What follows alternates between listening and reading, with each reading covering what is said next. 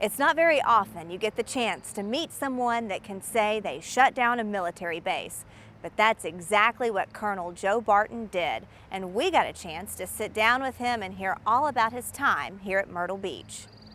That's me, and yes, I did used to fit into that. Standing over his old flight suit, Colonel Joe Barton reminisces about his time serving in the United States Air Force. Force came in active duty in 1972 and I retired in 1996. The itch to fly started long before he enlisted. My parents would take me out to the airport in Atlanta, where I grew up, and just watch airplanes take off and land.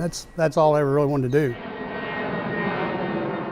It was while enrolled at the University of Georgia, Barton's military life began. Back in those days, in the late 60s, early 70s, at a college that was funded by the government, you had to go through ROTC. Every freshman and sophomore male had to take ROTC. Fortunately, University of Georgia had an Air Force ROTC, so I went through that. Barton's first visit to the Myrtle Beach Air Force Base came in 1970 for a 2-week ROTC summer camp. When I got here, all the F-100s that were on the base at that time were all overseas in Vietnam. The only airplanes on the base here were 2 or 3 T-33s that were used for some training, and for the pilots who were on base, there were still some here. And that was really about it. Fast forward a few years to 1978, and Colonel Barton began piloting the A-10. My first assignment in the A-10 was in Bentwaters, England, RAF Bentwaters, England. I was over there for 3 years. After that, I came back and went to Davis-Monthan Air Force Base in Tucson. I was an A-10 instructor pilot out there. Spent 3 years there, then had a quick tour in Korea. Came back and was assigned to Shaw Air Force Base as an A-10 staff officer. Then in 1988, Barton was assigned to the 355th Fighter Squadron here in Myrtle Beach. It was a fast-moving base at that time, and like I told all of our young lieutenants when they came here, this is the best base they're ever going to be assigned at. And this was the best-kept secret in the Air Force. It was business as usual on base until August of 1990. And all of a sudden, when Saddam Hussein invaded Kuwait, we kind of figured here that A-10 would be one of the first airplanes to go. But that didn't happen right away. Unfortunately, at that time, the Air Force did not like the A-10. The A-10 was not fast, it was not pretty, it was just not sexy. The F-16, the F-15 were the big name airplanes in the Air Force. Luckily, Army Commander General Schwarzkopf appreciated the A-10's ability and requested they be sent. 3 weeks later, Barton was on the way. We ended up getting 150 A-10s into King Fahd International Air Base outside of Dhahran. They weren't all from here. We had 48 from here. As operations officer for the 355th Tactical Fighter Squadron, Barton helped to develop tactics to fly missions at night. And we flew in 2-ship formations.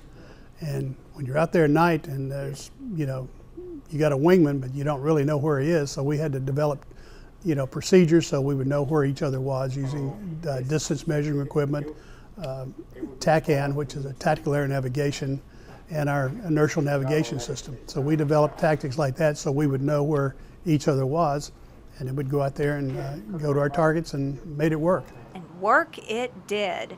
Over the course of Desert Storm, the A-10 flew over 7,000 missions, fired nearly 1 million 30mm rounds, and destroyed 1,900 tanks and vehicles. Following his return to Myrtle Beach, Colonel Barton was named commander of the 355th.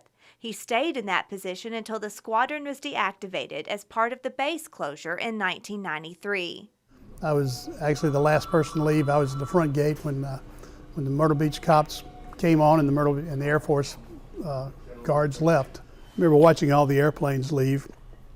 I ended up taking 4 airplanes myself to the boneyard, and that's, you fly an airplane all the way across country, you land it and you taxi it and you go right into where they're going to take it apart. There is one plane that didn't end up in the boneyard.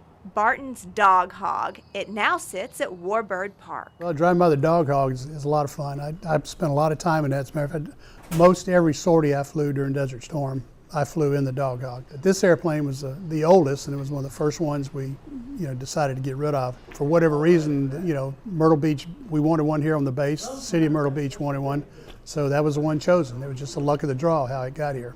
So we've always been able to maintain the Georgia Bulldog head on the side. After the closure of the Myrtle Beach Air Force Base, Barton was reassigned to Shaw as commander of the 603rd Combat Operations Squadron. Then, in March of 1996, with over 2,500 hours logged in the A-10, Colonel Barton retired, back to Myrtle Beach.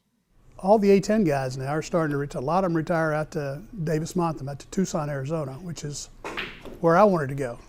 Of course, I didn't have but one vote. My wife and my two sons decided they wanted to stay here. So I ended up staying here. Coming up a little later, we'll visit with Colonel Barton again about what makes the A-10 so special. But for now, from Warbird Park, I'm Marla Branson.